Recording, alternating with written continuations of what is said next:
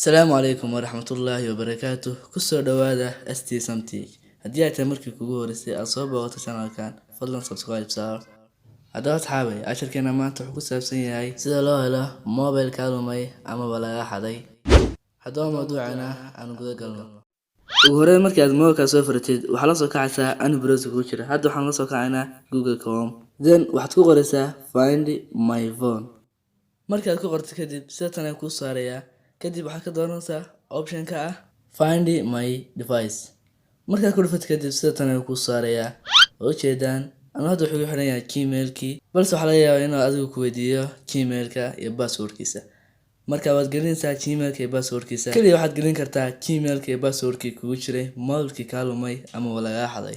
Sidoo kale oo jeedaa wuxuu noo sheegayaa location-ka aad joogno. Barta aad joogno ayuu noo sheegayaa. Okay, Play Store markaa nimaano wuxuu ku sahlayaa in uu cod u diro mobile-kaaga. Markaad Play Store ku dhufatid adoo mobile-ka raadin, balse codka aad dirtay aad ku heli kartid mobile-kaaga.